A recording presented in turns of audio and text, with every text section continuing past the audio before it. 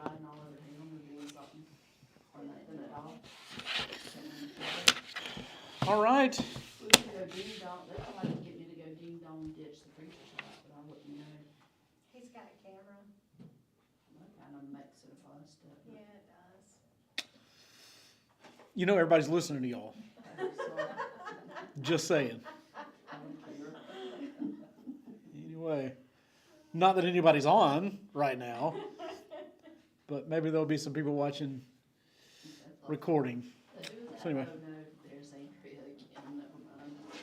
All right, how's everybody doing? Everybody good? Wonderful. We have only ladies here tonight, so guys, step up your game. As if there are any guys who are watching. Guys, if guys aren't going to be here, they're not going to watch online. But anyway, anyways, okay. Well, to start off our day, anybody know of any birthdays going on today? Isn't it? Didn't I see it's Richard Duke's birthday? Who was he, the mayonnaise guy? No. Sunday school teacher right next door. Yep, Stephanie Cars was yesterday. Well, I have a very special one for today. Today is my son's birthday. Zachary turned 26 years old today. So it's been an adventurous last year for him. So anyway, so happy birthday, Zachary, as if Zachary was watching. But sometimes he does. Sometimes he tunes in. I'm surprised. Him and Madison both. But I have a few other birthdays too that I would like to share with y'all because I know you're dying to know. I am. So we'll begin. I've got 5 birthdays and then a few events. Some good trivia to throw your way. First of all, on this date in 1736, happy birthday to Patrick Henry, founding father. Give me liberty or give me death, Patrick Henry. He was born in the colony of Virginia. 1736, died in 1799. You'd think that he could hang on one more year just to see 1800, but whatever. Skipping a few years, 1903 on this date, happy birthday to Bob Hope. So, yeah, Bob Hope. Yeah. And so I guess he was 100 because he died in 2003. Can you guess where he was born? I did not know this. He was born in Augusta, Georgia. He was not born in Augusta. He was born in London. He was actually born in England. Really? But he considered himself an American. I don't know if maybe his parents were overseas, and I don't know. I don't know how that works. On this date in 1914, happy birthday to, forgive my pronunciation, Tenzing Norgay. You probably don't know who that is. He is a Tibetan climber, and he was the first to reach the summit of Mount Everest in 1953, along with Edmund Hillary. And what I didn't know until I read a little bit further down was that they reached that peak of Mount Everest on his birthday, on the same date. So, anyway, but he died in 1986. Also, big name, 1917. 1917. That's when, just thought of it, that's when Jehovah's Witnesses said that Jesus was coming back the first time. No, that was 1914. It was the first time. Anyway, 1917, on this date, JFK, John Kennedy. It's his birthday. 35th President of the United States, born in Brookline, Massachusetts, and of course died in 1963. And then, infamously speaking, in the same realm, actually, like almost odd, on this date in 1955 was the birth date of John Hinckley Jr., who, speaking of JFK getting assassinated, he attempted to assassinate Ronald Reagan in 1981, but he was born in Ardmore, Oklahoma. So there are your birthdays. Zachary, if you happen to be watching, happy birthday to you, and you share a birthday with these famous people. Most of them good, not all of them. But anyway. And then a few things happened on this date. Hey, Tina, come on in. A few things happened on this particular date that you might find interesting, but if you don't, you have to listen to it anyway, because I'm going to say it. 1790, Rhode Island becomes the last of the original colonies to ratify the United States Constitution. whatever. Okay, you've heard this statement before. This statement was made, first of all, as far back as we know, in 1849, and it goes a little something like this. You can fool some of the people all the time, you can fool all of the people some of the time, but you can't fool all the people all the time. Who said it? I did not know this, if it's right. I guess I haven't, researched it, myself, but 1849. Who was the most well-known figure in America in 1849? Benjamin Franklin. Actually, no, that's actually probably not 1849. That'd be a little bit earlier. Anyway, it was Abraham Lincoln. Oh, I was right, I guess. Oh, no, you didn't say it out loud. Doesn't count. I did, I said it out loud like you. Not where I could hear it. Doesn't count. Are you in that? On this date in 1919, Charles Strite files a patent for the automatic pop-up toaster. Had some toast yesterday. Enjoyed it. I'd rather have Pop-Tarts, but whatever. Okay. Another bit of trivia. 1942 is the year. Bing Crosby is the man. He records Irving Berlin's song with the John Scott Trotter Orchestra and the Ken Darby Singers in just 18 minutes. It became the best-selling single in history. What's the name of the song? White Christmas. White Christmas. There you go. On this date, 1942. In 18 minutes? 18 minutes they recorded it, yeah. He did it in one take, man. Well, I don't know if the song is not 18 minutes long, but anyway, maybe it 2 takes. Maybe it took 2 takes. Now, y'all probably don't care about this because y'all don't really seem to be baseball fans. But anyway, I think it's cool myself. In 1976, Joe Niekro was up to bat.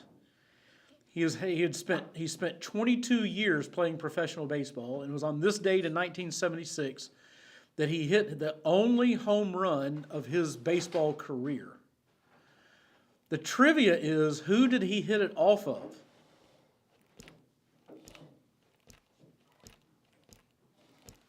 What year? 1976. Joe Niekro. Was it Pete Rose? I don't know. No, Pete Rose was not he wasn't a pitcher.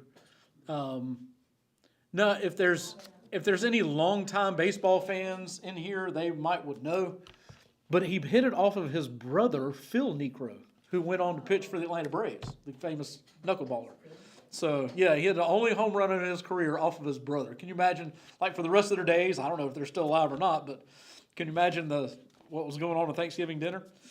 The next year, I thought it was interesting. Next year, in 1977, Australia Sue Prell became the first female golfer to hit consecutive holes in one. I didn't know that. I guess that means this was designated as a female and not first golfer. That means this happened before. 2 holes in one, back to back. Can you believe that? Anyway, she did that. She was in Sydney, Australia when she did it in competition. The next year after that, 1978, the United States first class postage went from 13 cents to 15 cents. Can you imagine those days? Now, what is it now? 55? No, 55 or 60, more than that, isn't it? I don't think it's more than 60. I'm not sure. It's like 60. But anyway, it's crazy. Crazy expensive. And then 1980, and again, if y'all aren't big sports fans, and are y'all big sports fans? No. Especially not basketball. Y'all probably don't care about basketball. I love basketball. Wish I could have played basketball. I wish I could have been good. This date in 1980, the Rookie of the Year was announced. So I won't make you guess who it was, but I'm going to give you a choice. It was either Larry Bird or Magic Johnson. Which one was it? Magic Johnson Bird. I got 2 birds and a Magic. I'll take a Johnson. Okay. You're the tiebreaker. I'm the tiebreaker. You're the tiebreaker. Who is it? Bird or Johnson? Bird. I think it's Larry Bird. You used to play basketball, didn't you? So Magic Johnson, their rivalry began when they met off in the national championship in college. Magic Johnson won that in 1980. Magic Johnson won the NBA championship, but it was Larry Bird who won the Rookie of the Year. So anyway, and Magic won more rings than Larry did when it was all said and done. But hey, That Yeah. just means he was better, right? I think so. Magic was one. Listen, Magic was one of the reasons that I really began to love basketball. Because prior to that, I mean, my family wasn't into basketball, but just watching Magic and the Showtime Lakers, man, they were something. He played for us? Who? Magic? The Lakers, Los Angeles. We had a former Lakers, as a member of this church, Yep, I think I knew that. I think I met him one time. Cassie Russell. So, okay, well, enough of this date. Now let's study. You know what else happened on this date? We opened up to Revelation chapter 9. So, join with me in that pursuit. Revelation chapter 9.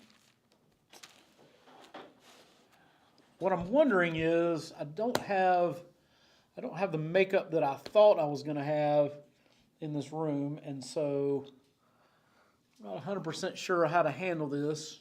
Sam's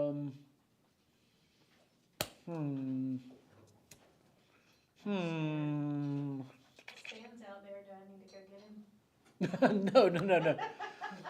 He'd still be outnumbered. I was wondering, I was wondering if maybe we might have some of our Awana workers in here who haven't been a part of the study. And I was going to have to recap. But some may not have come because they thought, well, we've missed this much. We don't want to jump into the middle. So I should have told them. So maybe what I'll try to do, if I can remember, which you know the chances of that happening. If I remember, I will mention something Sunday about doing just a brief 5-minute review of what's happened in the book of Revelation so that if somebody wants to come and jump in kind of in the middle, they won't be, it's not a total loss. I'm just telling you. There's plenty on every single page. Every half chapter is telling something new. And so, in my estimation anyway, it's worth jumping in whenever you can. So, I'll try to remember that on Sunday. So we won't do a review tonight, unless y'all feel like y'all need it. If y'all want a review, I'll give it to y'all. We got a few people watching online. If you want a review, you can put it in the comments section. Please review, and I'll give you a quick one. We can go through it quick. But barring that, we're going to look at the 6th trumpet in Revelation chapter 9, beginning in verse 13.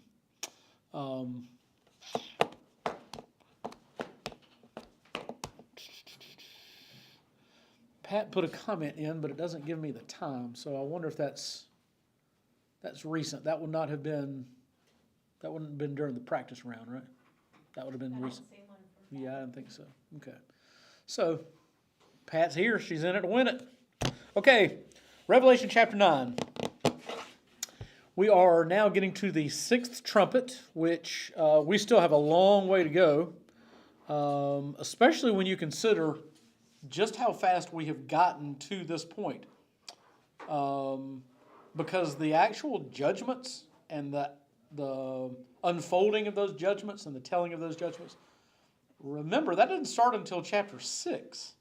So we've been 3.5 chapters, and we're already into the 6th trumpet. You had the 7 seal judgments, and then the 7th seal opened up the 7 trumpet judgments. And so we've gone 1 through 5 in those trumpet judgments already in just a short amount of time as far as paper space is concerned. And now we get to another strange one. Now, if you remember the 5th trumpet, the first half of chapter 9, it was really weird because it starts describing these locusts. And they got women's hair, and they got a man's face, and they got the tails of scorpion. Yeah, they got lion's teeth and all that kind of stuff. Very, very weird. But we looked at that last week. We kind of talked about what that meant and what those things were referring to, so we're not going to get into all that again. We're not going to get into the small details, even when we do a review. But all that stuff, everything that we've talked about is archived And so whatever platform you're watching on now, YouTube, Facebook, it's on our website, all that kind of stuff. All those things are saved on there, and you can go back and watch any of them that you want to. And I try to put what verses we are covering in each one of those weeks. So anyway, you can go back and look and see what those are. But we've got another strange phenomena taking place right here, right now. So I don't know if we're going to get to the strange description this week. Might be next week. Again, as always, it depends on how much I talk. So anyway, and if y'all have questions. I don't see anybody wanting to go back right now. So we're going to forage ahead. Revelation chapter 9, verse 13. Then the sixth angel sounded, and I heard a voice from the four horns of the golden altar, which is before God. Now, what is this altar that we are talking about? This altar goes with the four horns, is very descriptive, and so there's not a lot of guesswork to this. Revelation. It's talking to you, Revelation. There's no guesswork on this because you can go all the way back to the book of Exodus, and there it describes what God instructed them to, how he wanted the altar of incense constructed. And this is the altar of incense where there are four horns. Now, this altar is very important in the history of the Jewish people up to this point.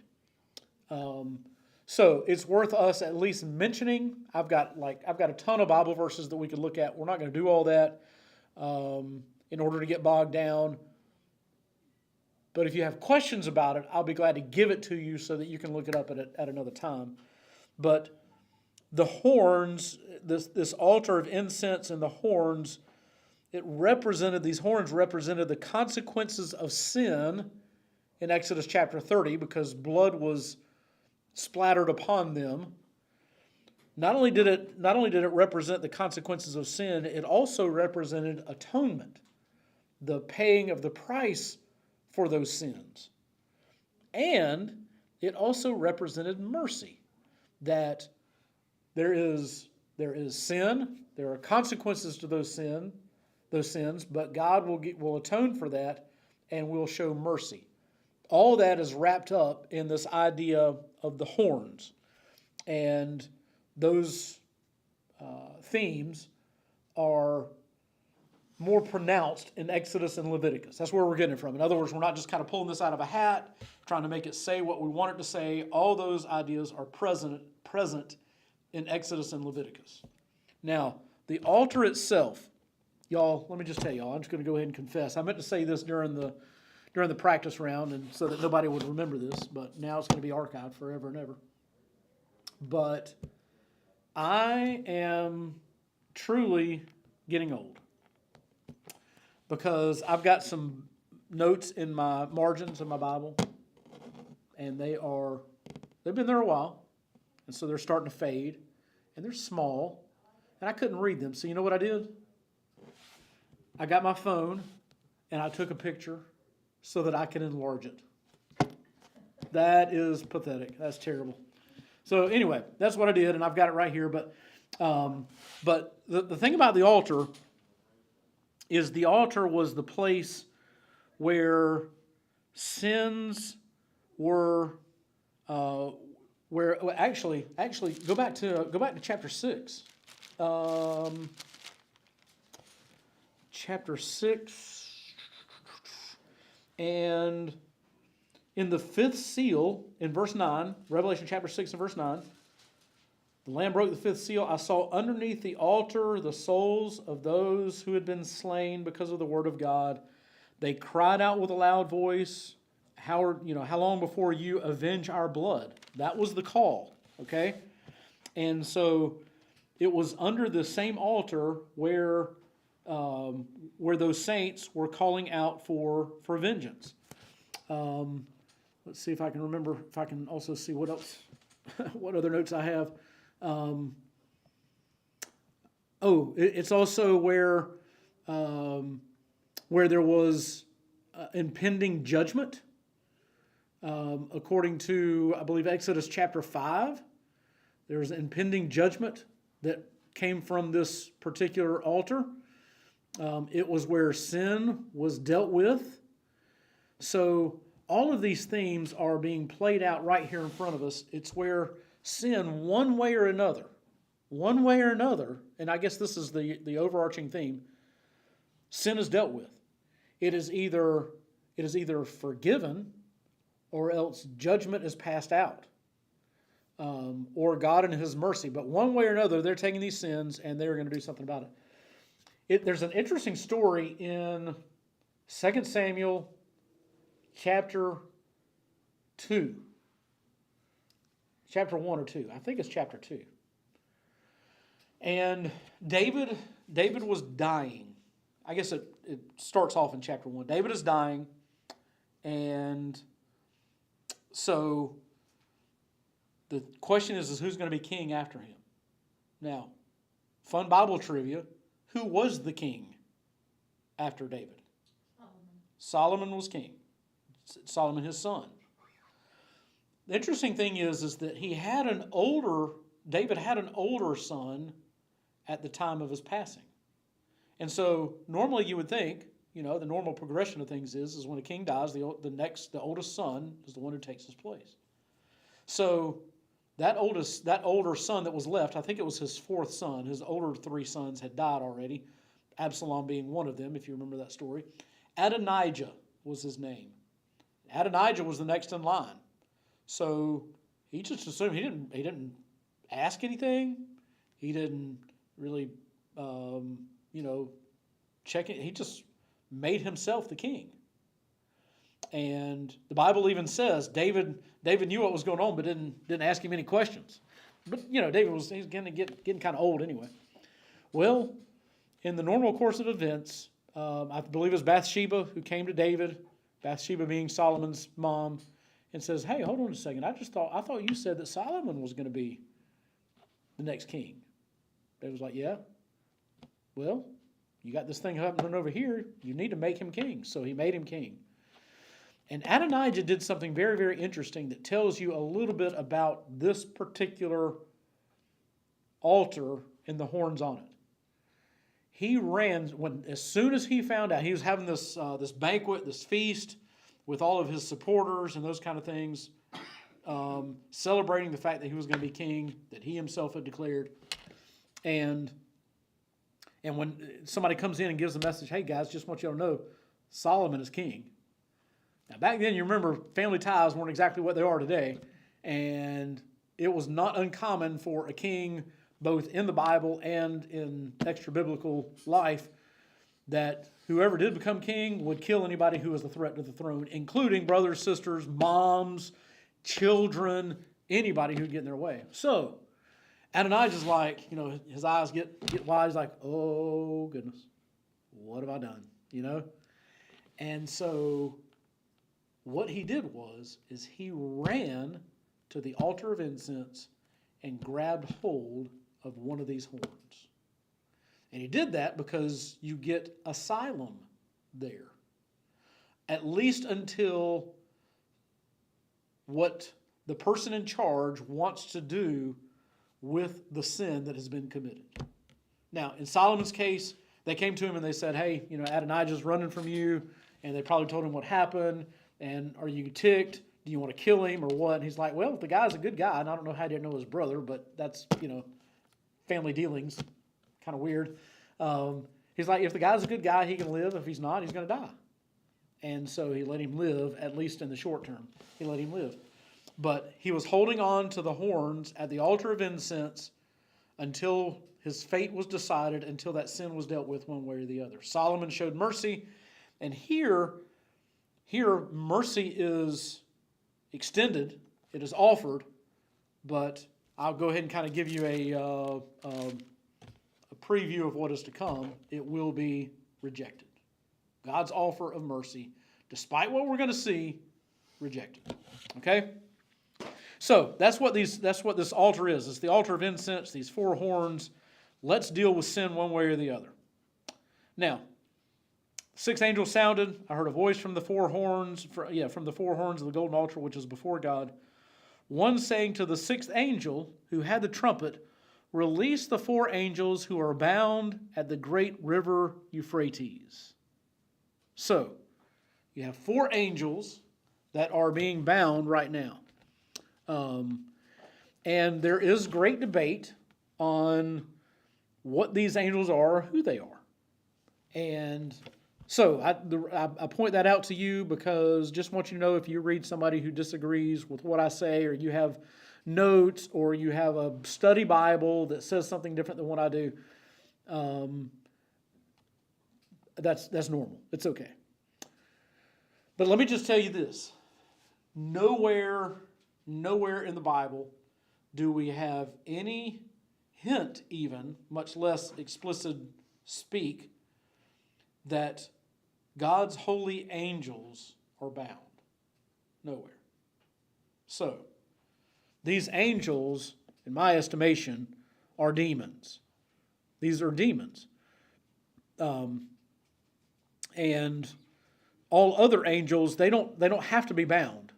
And here's, if you think about it, just think logically through this. Angels, the holy angels, they don't need to be bound. Why is that?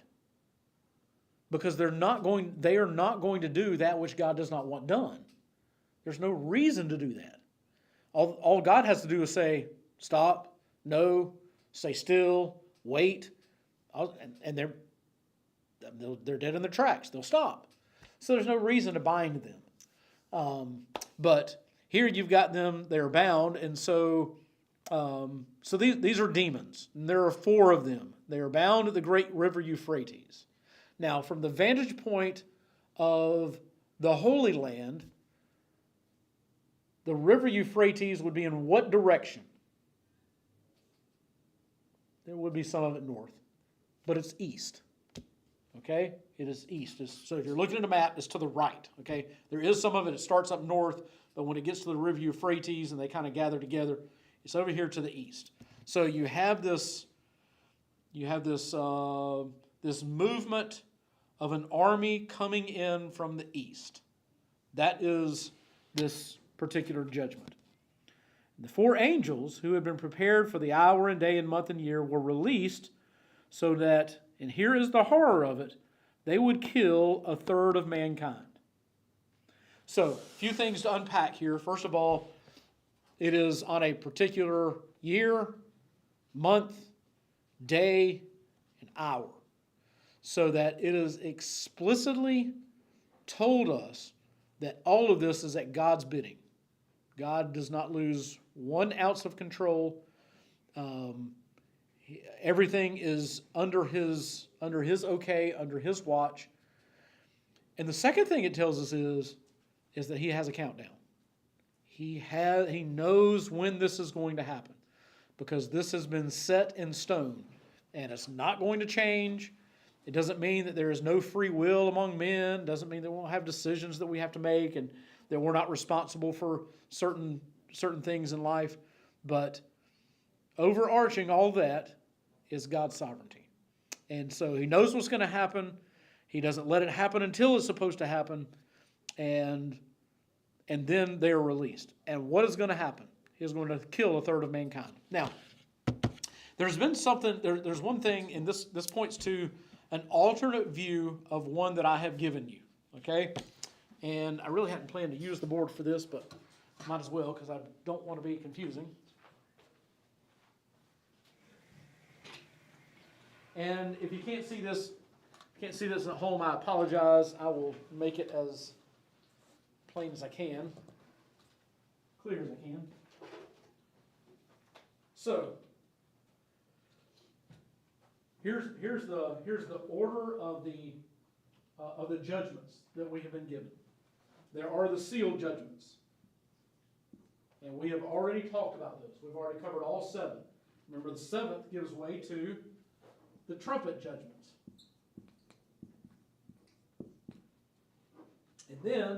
and this is what we're in right now. We're in the 5th trumpet judgment. 5th or 6th? 5th. 6th. Okay. 6th trumpet judgment.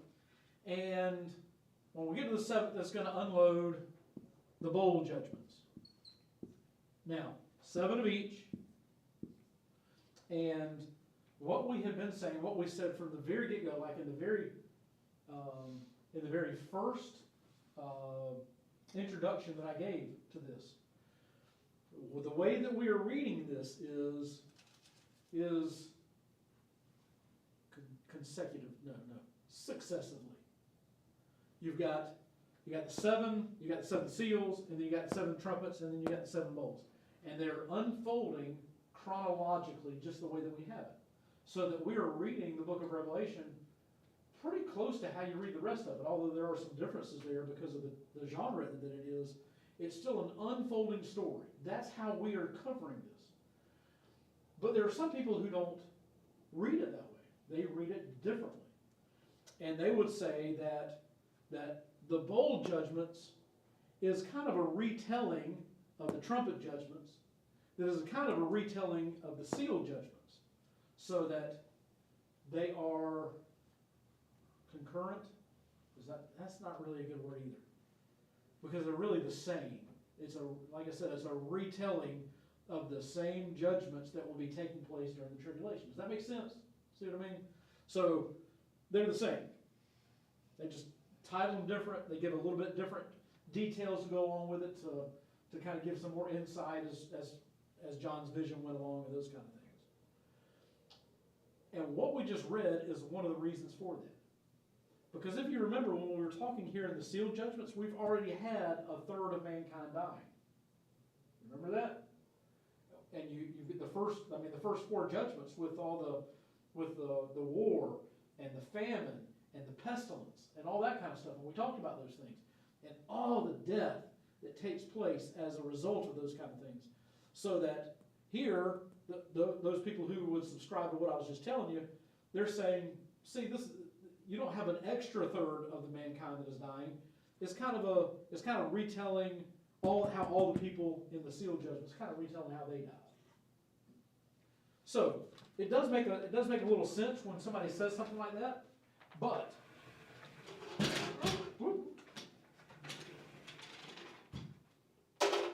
I think that it makes more sense for us to read it the way that it is presented to us. And with that in mind, what you have is not that you have people get discounts wrong in stores when you have, this is 25% off, and if you have a coupon, you'll get another 25% off, and they'll just say that it's 50% off. That's not really true, not mathematically speaking. So that here, when we had in chapter 6, when you had a third of mankind dying, and now you have a third of mankind dying, you haven't killed 2/3 of the people. You know what I mean? What? So are you saying that it's, a third, at the first one it was a third of whoever was here, and then the second time it's a third of the remaining? Of whoever's left. That is correct. Yes, you had a third of people dying, which remember the massive number that is when you consider the fact that we have 8 billion people on planet Earth now. 8 billion people. And for a third of those to die off, that's almost 3 billion people who will die in a very short amount of time. And so now you're talking about, I guess, a third, and just very generally speaking, a third of 5 billion people will die in this particular judgment alone. And this judgment is unfolding a lot faster than they were in chapter 6, because we talked about that. And so it's going to happen in an even shorter amount of time. And it's going to happen at the hands of these demons who are controlling an army. So we'll cover chapter 16 real quick, verse 16, and then we'll be finished. So these demons, these 4 demons, are now going to introduce an army. In verse 16, the number of the armies of the horsemen were 200 million. I heard the number of them. Now, it's interesting to me that there's a lot of debate over this particular number. Some say, well, it's just and you think about it. Really, you do think about it. If you look, if you're able to go to Israel, you're standing on Mount Moriah. You're standing, Mount Moriah. You're looking over the valley of Jezreel, and it's just this massive plain that's out there in front of you, and it goes further than you can see. And can you imagine looking down at that, and you see all of those people and all of those the men and women who make up those armies and their horses and those kinds of things? There's no way to count. How long would it take for you to count? So that's why he said he heard the number of them. And people are like, well, is that literal or is it not? Can you just think about the logistics of trying to train 200 million fighters and putting them in battle lines and making them, march at the right time and those kind of things, and all the logistics that are involved in that. Just the number of people who can put together an army that size. But it's really not as far-fetched as it would have been in John's day. Because from what direction, if you're in Israel, from what direction is this army coming? East. Yes. You have two countries. You have China and you have India. And those two countries alone have 2 billion people in them. That's a lot. That makes up, I think between the two of them, they make up half the world's population, if I remember right. And so just those two nations alone can give you, you're talking about what, 10% of the people then, of those people? And you've got your army here? Sheesh, that's a lot. So, anyway, it's not inconceivable that this kind of thing would happen.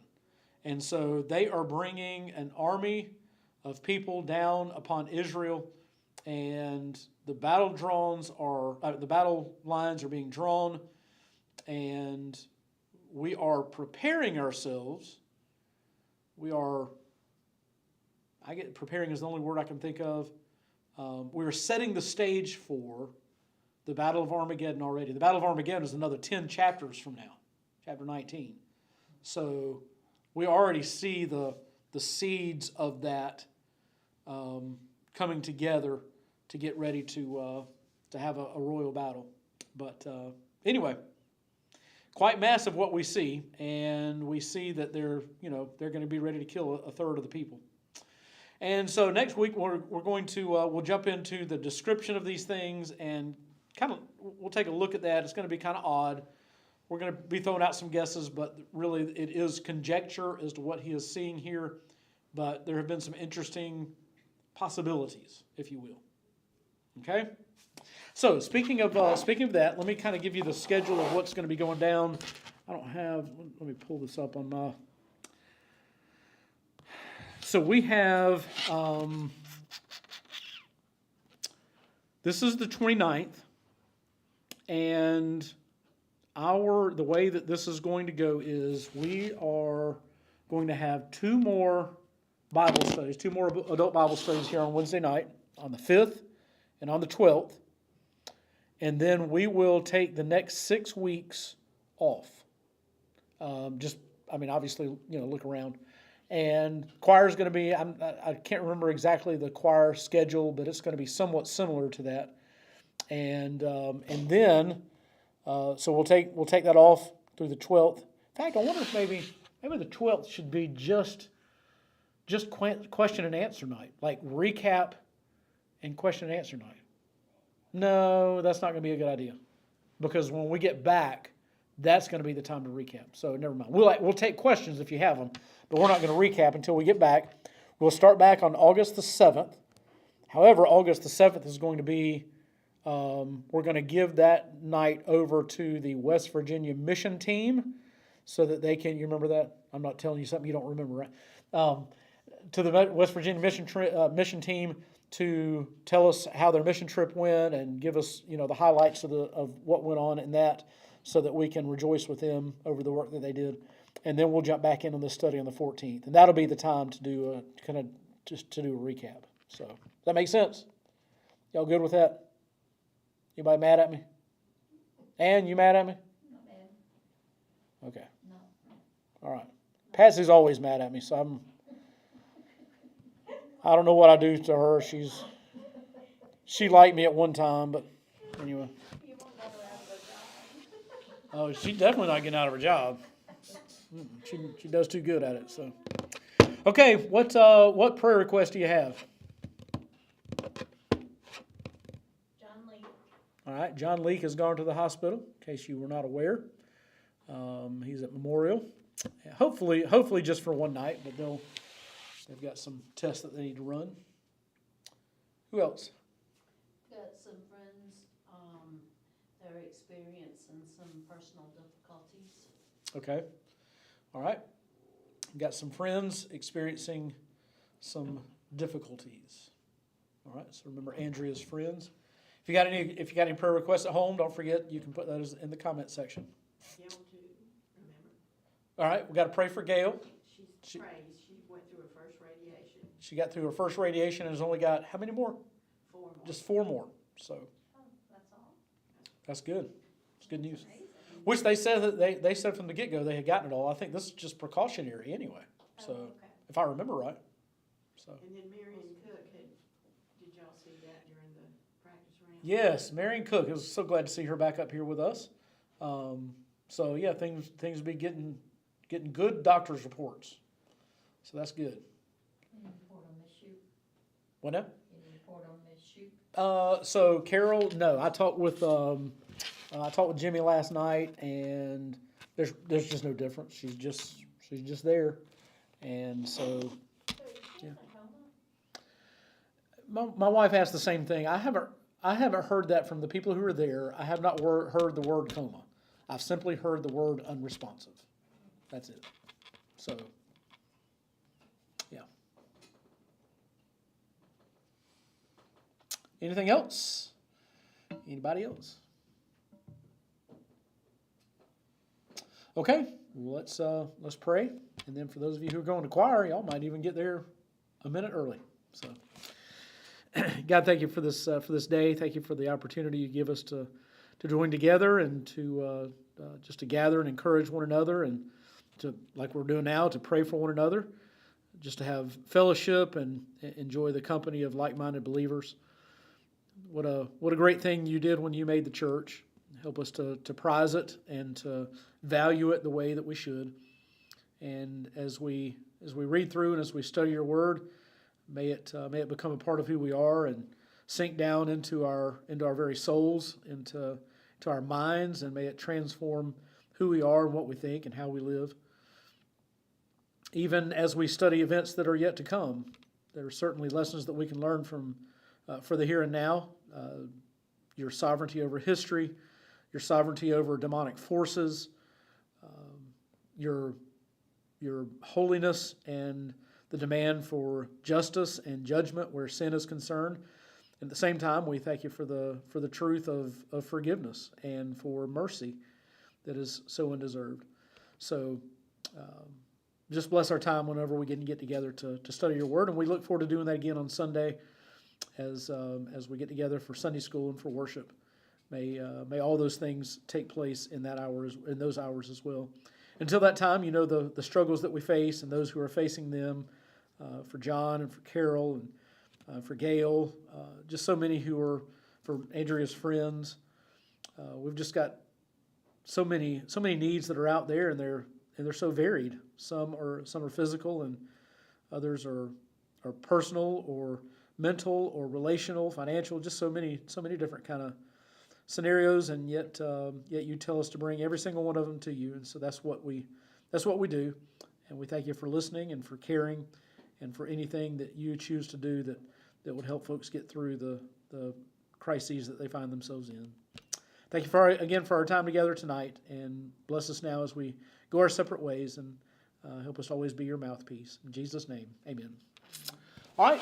Thank you all for joining with us online. Thank you all for being with us in the room. And we'll see y'all Sunday, if not sooner.